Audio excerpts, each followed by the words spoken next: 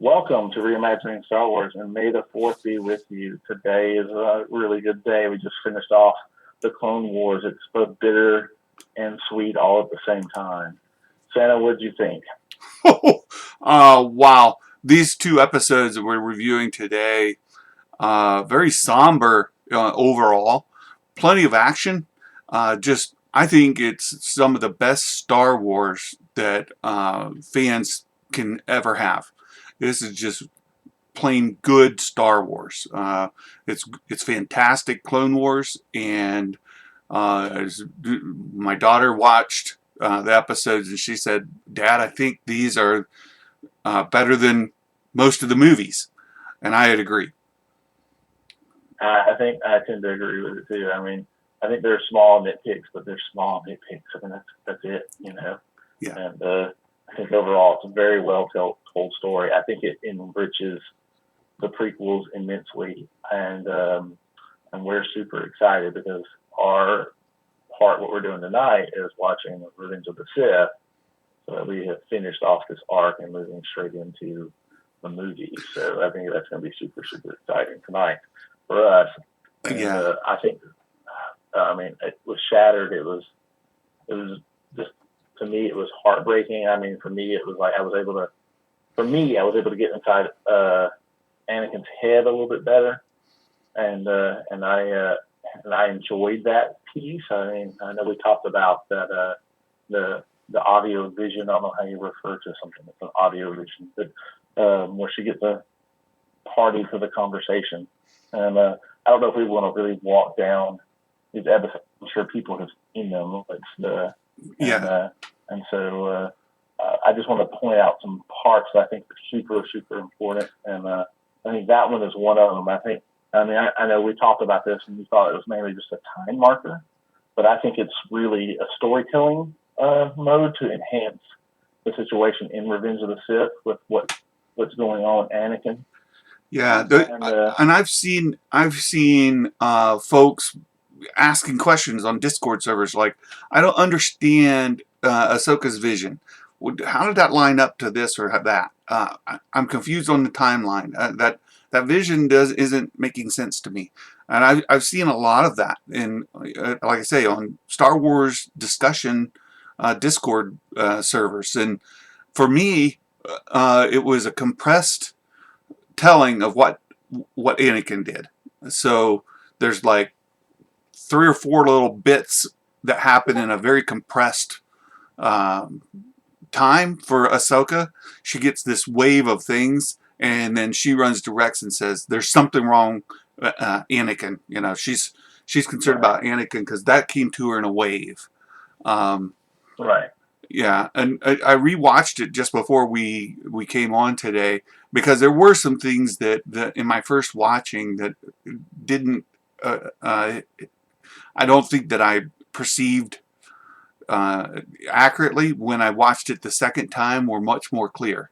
And just for example, at the beginning of the episode, Bo-Katan says something about, "I wish that I were good at something other than war." And yeah, Ahsoka's talking to her about, "Well, your sister tried this way, and that didn't work." And then later, Ahsoka's on the bridge of the ship, and she sort of has the same thought process. Like, you know what? The only thing that I've experienced is war too. And I didn't make that connection the first time I watched it. Like, Bo planted the seed, and obviously it sunk in, and Ahsoka's thinking about it, that conversation later, and says to Rex, she has that conversation with him. And I thought that was we saw earlier on a storyboard or on the whiteboard a brainstorming session where they said it's not pro-war, like Star Wars shouldn't be pro-war, and people got right, all sideways on that. Well, that's sort of the thought process. Yes, about war, but it's not necessarily pro-war. And Bo-Katan and Ahsoka are both struggling with that, and then Rex even says the same. Like, well, the clones, right. we're confused on this too. It was a They really have mixed good, feelings about it. yeah. And so when you see in Shattered, it's uh, like they're all dealing with what war means. and Right. in their involvement in it. And is there something else? Right? There's got to be something else, and it's appropriate because the war is coming to an end, right? So as the war comes to an end, what do you do? Right. I mean, and it's ultimately asking the question. I mean, this is one of the questions that soldiers always ask in this is, was it worth it? Yeah. And I think that's a process of reconciliation, and that has to go through, and they're asking themselves that question: was all of this worth it? And you're also, it's also part of the reason and thing that going to that have to be contemplated. What is worth fighting over? Yeah. And And, so they're and going through that process too. and were we really on the right side of it? I know, Right. I've read some novels from the perspective of a German soldier in World War One, for example. And those soldiers thought, they were fighting for their country and they were fighting for what they saw as a just cause. But then in their minds, they're wondering, is this really the right thing? And it's the same happens for U.S. soldiers or any country you may be living in, that when war takes place and you lose resources, human resources, Mm-hmm. and then the effects of those on the human mind that take place for the rest of somebody's life, was it worth it? Was it the right reason? Those are good questions to ask, and I like that it's reflected in the Clone Wars in this way. It's a mature thought process in a show that maybe not everybody connects with. But as a veteran, I know Right. you're a veteran as well. As a veteran, it connected to me in a powerful way. Absolutely. I mean, to paraphrase a quote, it's the soldier above all that prays for peace because they are the ones that must wear the scars of war. Yeah, amen. So that was for me. Shattered was largely about that, just because that's how I connected with it. I was active duty during an active war, and I saw my friends and colleagues go to that, and we felt we were on the right side. But then it just being connected to that, you feel what those soldiers are feeling, and so it was Yeah. cool to see Bo-Katan ask that, Ahsoka asked that, and Rex as well. Um, Yeah. And I think that's the theme they're trying to carry through, and I yeah, think it was even carried through to the end of Victory and Death. yeah, In all honesty, yeah. And I then think that's the question the first time always. I watched Shattered, I got really kind of peeved at um, oh shoot, I've got it in my notes here. Mace Windu. Mace Windu Right. refers to, like, Ahsoka asked the question. He goes, "Well, this is council business, citizen." I'm like, "Well, Yeah. you're an a-hole, buddy." But in rewatching it, I did see where Ahsoka comes up and they're trying to credit her for her actions, and she says, "Well, as a citizen, I did blah blah blah." And Yoda then says, but not as a Jedi. And she goes, no, not yet. And then that's when Mace afterwards kind of responds with the, well, citizen, this is Jedi stuff, right? And Right. and she's like, fair enough. So while it I ruffled still my think it was kind feathers, of a-hole-ish, but and I think we're intended to take it that way. yeah, yeah. Uh, but Ahsoka didn't get her, she didn't get butthurt over it, and I see why. She's Mm-hmm. like, okay, fair enough, and off she walks, right? Right. So overall, Shattered was a great episode. It connected to me in many ways. The whole Order 66, we knew it was coming, and Right. boy, it happened right away. Um, Yeah. and, and you could see Rex struggling. He had to obey the command, but he also had this commitment to Ahsoka, and told her, find fives, and then he Right. shoots at her, right? And so she has to get away. But he gave her the clue, and that's what ultimately led to her finding the chip and getting it removed. That's right. Yeah, And then we get to see I mean, I think everybody's talked about this. I mean, the hallway scene with Maul, Oh my goodness. pretty brutal. It is extremely brutal. And a lot of people have stood it up against the hallway scene of Vader in Rogue One and said it stands up to that. And I know many people, that's the highlight of Rogue One. Like, okay, Right, 99% of the movie's meh, but boy, that hallway scene makes the movie. And you're like, okay. I right. mean, if that's what charged your batteries, that's great. But here they're saying Maul's hallway scene is every bit of that, and I can see Yeah, that. I mean, wow. yeah. I mean, it was brutal with the way he was doing that. It was really interesting when she let him go, and it was clear that she was letting him go to create, space for her to be able to do something to save Rex, Yeah, and so she chose releasing a monster to saving the one she loved, yeah, and and how that parallels kind of with Anakin, who was willing to release his own monster in order to, if that's what it took, in order to save the one he loved. oh, that's cool. Yeah, I hadn't thought of it that way, but well, boy, that's astute. In Maul saying, well, how about you give me a lightsaber to make it, give me a fighting chance. She's like, well, nope, you're gonna have to figure that out on your own, and he does quite an amazing job of it. Yeah, Um, he didn't need it. I mean, he would have just been more brutal had he had the lightsaber. yeah, Maybe yeah, even less, actually. I think we got to see him be more brutal through the Force than we would have seen if he had had a lightsaber. I think he'd have just cut through everybody. yeah, or just defended himself and ran, right? Like he would have Yeah, had an out by using the lightsaber to deflect, but right, he didn't have that option. Like he couldn't just go because they right, would keep shooting. Like so, he had to take them out. right. He had to clear Yeah, his way, and that's what he resorted to, and it was very brutal. These clones 2 minutes ago, I mean, uh, maybe 5 minutes ago in Showtime, were were the good guys, and right. now they're trying to kill the Jedi, and many of them still have Ahsoka's painting on their helmets, and he's killing Yep, them in mass. yep.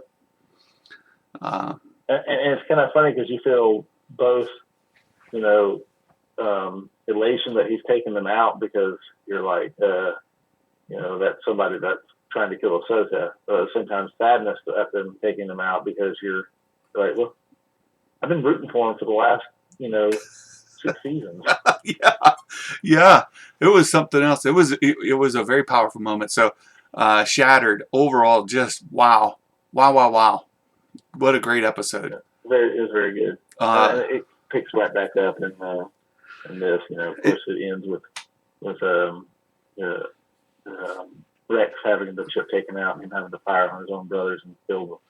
yeah, and that took an emotional toll on him.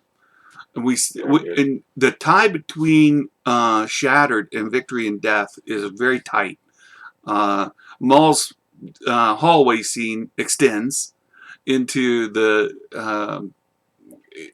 hyperspace drives all the way into that room, and it continues. That's a fluid scene that continues through, uh, Right. and then you see the same where Rex is taking an emotional toll from having to shoot his comrades, his brothers, and coming to terms with that when Ahsoka takes his helmet off, and you see the tears um, Yeah.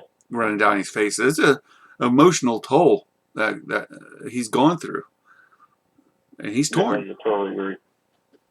Yeah, And it's really and so he's looking at it too from very pragmatically.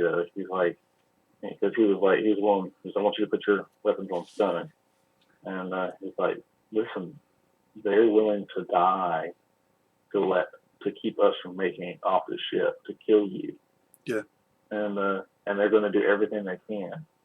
So yeah, it's either kill or be killed. And to which she responds, they may need need to die. They may die, but it won't be us killing them. It Yeah, won't be me killing them, which is really good. Ahsoka's maturity in these two shows is observable, both in her behaviors and her physical appearance. I noticed a Right. big change, and I really noticed it in Victory and Death. Towards the end of that episode, I was like, "Whoa, she looks like a full blown adult. No Right. longer this sassy teen. Um, she looked mature, adult." And there's a scene, there's Yeah. a scene in Victory and Death where she's got the lightsabers up and she's got guns. Her biceps are flexed. It's like, whoa, what happened to the skinny little Ahsoka arms? They're gone. And She pumped up on the force. oh man, she is she's built. From like I said, her biceps are there. She's been working Yeah. out, and she's she takes a defensive route, like you said. She wasn't interested in killing them. She's trying to save as many as possible. Right. Which then that that destroyer is on its way into the planet. There's no Right. stopping. It came out of hyperspace in gravity and was pulled into the planet's atmosphere. And Right. Maul gets away with the only ship that's left. Right. And it's get off of that or die. And Ahsoka and Rex are able to fight their way through it with the help of the droids again, and they ultimately make it safely to the planet. But the ship crashes into the planet, and presumably everybody dies. Yeah, it appeared that way. I mean, Yeah. but I mean, of course, they end up getting on that Y-wing that was in maintenance. Yeah. So Yeah. I know. I saw. That's how they go. I saw somebody I was post. sad though when the droids died. I don't know about you. Oh, I was like, yeah, man, that sucks. yeah, because they were like, they were assassinated, right? The droids were assassinated. It was completely just gunned down and done. Yeah, they sacrificed their lives, and it's weird to give a droid what do they call it? Anthropomorphic, something like you assign an inanimate thing human traits, right? So it's sort of weird that you would think of a droid that way, but you do. You make these connections as droids sacrifice themselves. Right. I think I was thinking that the one thing I would have liked to have seen, even though we talked about this earlier, George Lucas' favorite Clone Wars episode. Yeah. With the droids, with Gregor and all that, and the diminutive Colonel. Right. And I would have liked to have seen, along with 7, that the droids that were in there were those droids from that arc. I think that would have been a good callback to all the way back to there. I do too, and knowing that those were George Lucas's favorite episodes, and that Filoni included at least 7 for that reason. Right. Sort of an homage to George. Shows the respect that Filoni had for George to make them such a critical part of the arc. Right. They were key to that success. Absolutely key. Yeah. But I think if they had done that fully, made those droids the ones that were used there, would have been a really good. I wish they'd use all of them. Yeah. But we got what we got. Yeah, we got what. Yeah, exactly. Yeah, and so they land with the Y-wing, and I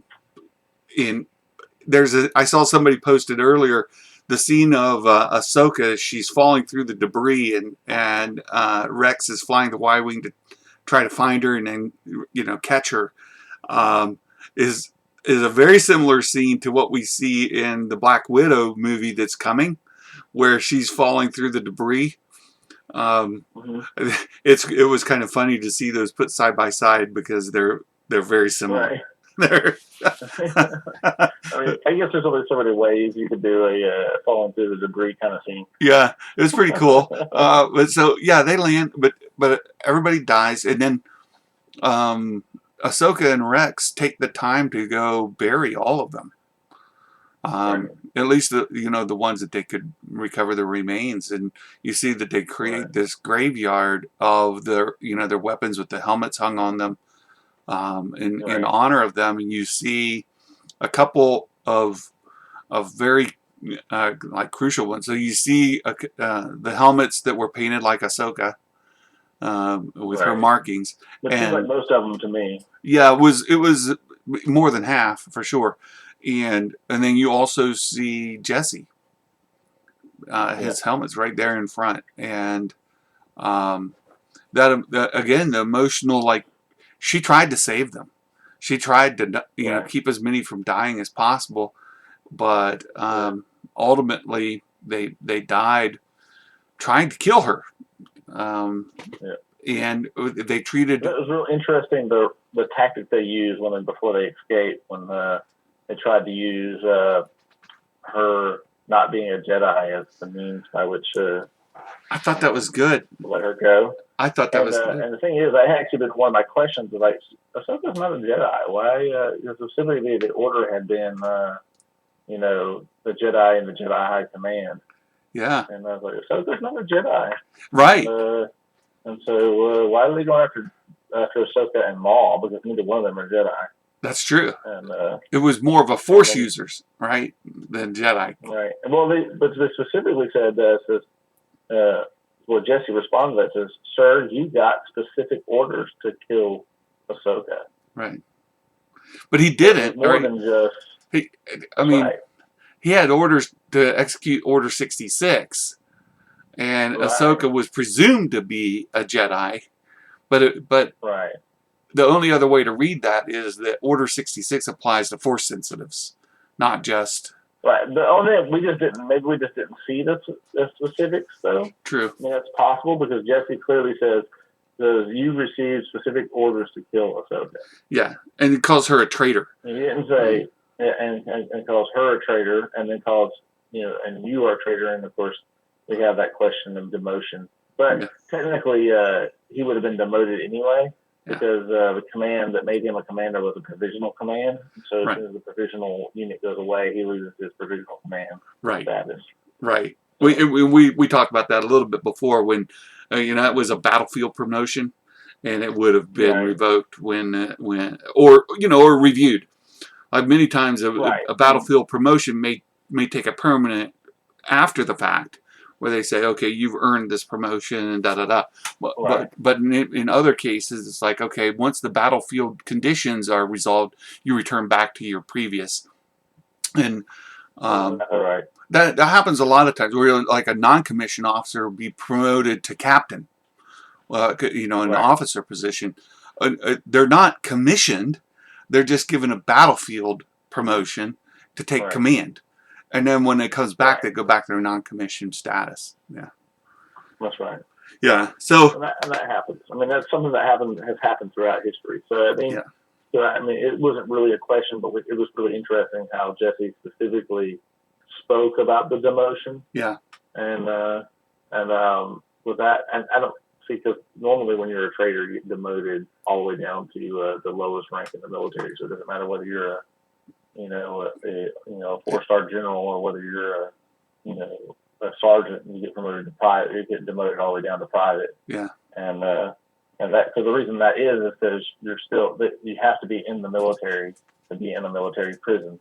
So they right, lower you to the lowest rank. That way that you have no authority over anything, right, and then they maintain you in the position of being in the military and in military prison right, and can execute accordingly. right, right. We've kind of talked about it in this arc. We've seen in previous arcs where they kind of mess up military stuff. But in this arc, Right. and I'd say this whole season, we talked about it in the Bad Batch arc, how much it spoke to veterans who are away Yeah. from their families. It was really, really well done. The respect given to military and veterans is remarkable. Because, to the best of my knowledge, the story group doesn't have veteran representation that would understand the heart and mind of a soldier in the way Right. that these episodes really showed. That was remarkable. It really Yeah, is. I think you're right. I mean, I don't know if Filoni brought in consultants or if he just did it all from his head. I mean, this whole arc was completely written by Filoni. Yeah. I don't remember who wrote the other arcs in those. I'm sure he had his hand in them, but they were.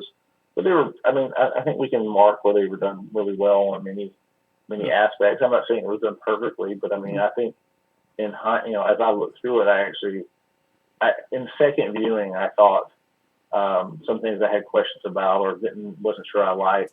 I liked more in the second viewing, and Yeah. I don't know if that's because of my own mind or reconcile it. And typically, when you watch something more and more, you tend to like it more actually. Yeah. And but I think that I adequately by kind of reviewing these things, I had my questions answered.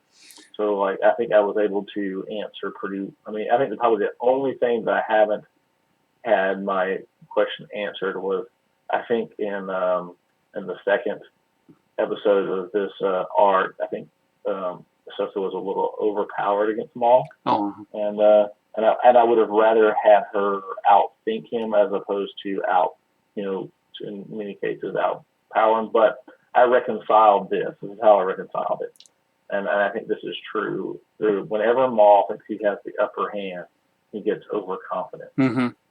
and so and every time he's ever defeated is because he thinks he's winning and he doesn't have to be cautious.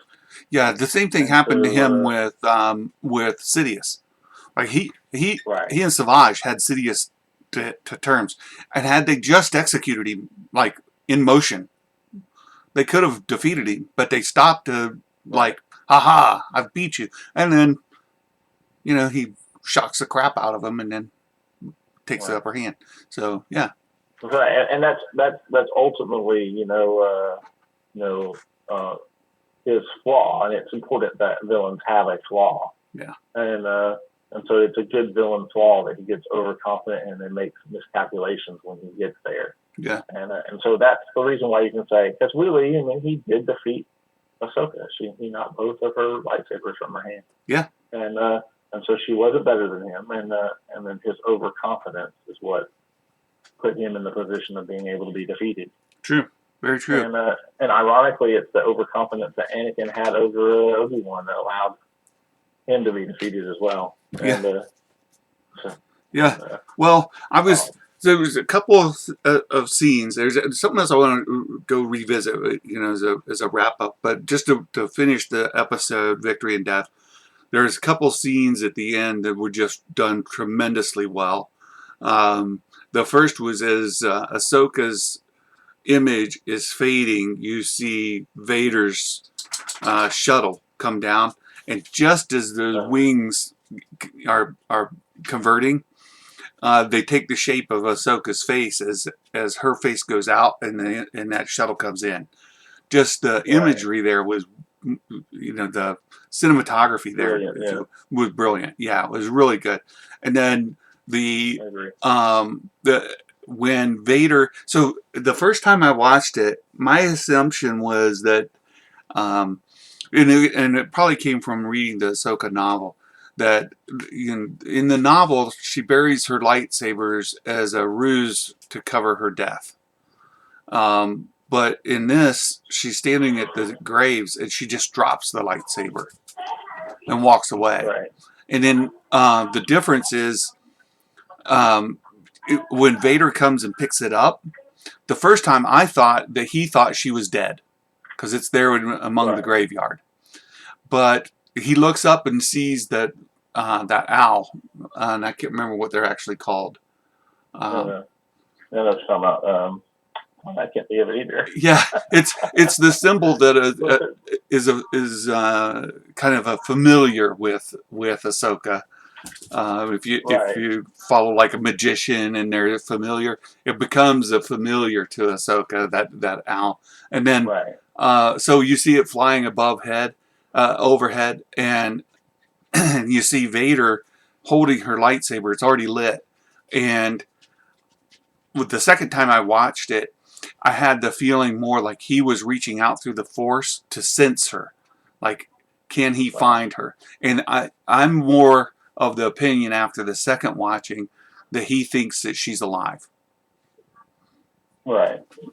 Um, Yeah, I'm of the opinion that that was just confirmation that she was dead because she was circling where the graves were.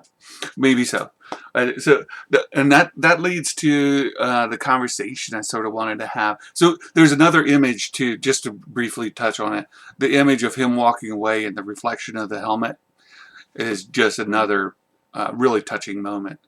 Um, Right. but the point I wanted to bring up, and based off of some of the discussion we had prior to this call, is uh, as fans of Star Wars, we each watch episodes somewhat differently, and it's come out in these two episodes with the two of us, and I think it's Right. worth having a little bit of discussion on.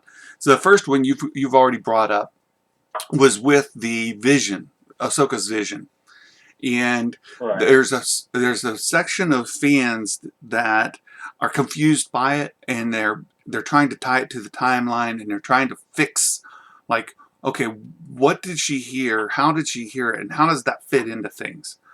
And then there's Right. another section of the fandom, and I'm more reflective of that section. The second one is, well, it's just a time marker. Like it allows us to know that these are the things going on with Anakin at the same time, and Right. now we kind of know where the story is.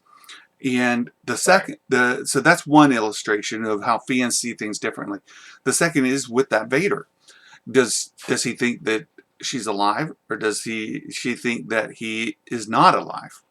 And for those of you Right. listening, we'd be interested in your take. So leave us a comment. Let us Yeah, know what absolutely. you Love your think. opinion on this. Yeah, what do you think? Does Vader think she's alive, or does Vader think that she's dead? And Yeah. that's the cool thing about as a fan being able to watch it differently, but still be a fan, right? Well, Right. I think we And still both. come together and talk about it, and that's half the fun, right? I mean, this is what brings us together as a fandom, being able to talk about these things. Yeah, And this is where we find commonality, and if we both like something, we go, oh, that's so cool, and such and such and such and such happened, right. and oh, I love that part, and you go, oh, you thought that? I thought something else. Oh, I hadn't thought it from that point of view, and then we get that whole tie together as a fan group, as a fandom. Exactly. And we can agree to disagree on certain aspects because it meant this to me. Well, it didn't mean that to me at all. Right? Like, Right. and that's fine. Um, And the point of this whole thing is that we find something we love, and we talk about the merits and the detractions of it, yeah, and but it retains the fact that we love something. that's what I really like about this show. I like that you and I come at it from different viewpoints, and while we do share a lot, we do have these differences, and that's what really makes this a dynamic discussion. So, you know, let's just take a moment to revisit that timeline thing, the Ahsoka's vision. I think it'll Okay. illustrate some of this for us. So, explain how you tie that in, how it works for you. Okay, so for me, it's not exactly on the right time, So if you look at when she hears the words of Anakin, one, there's actually lots of conversation between those pieces, so she's not hearing the whole conversation. We're hearing like key parts. We're hearing, no, it's not the Jedi way, which there's some space in between there, and then we hear, don't kill him, I need him, and then which is again gives him perspective of that because you hear also, may say he's too dangerous to be allowed to live, and and then we hear him say, "What have I done?"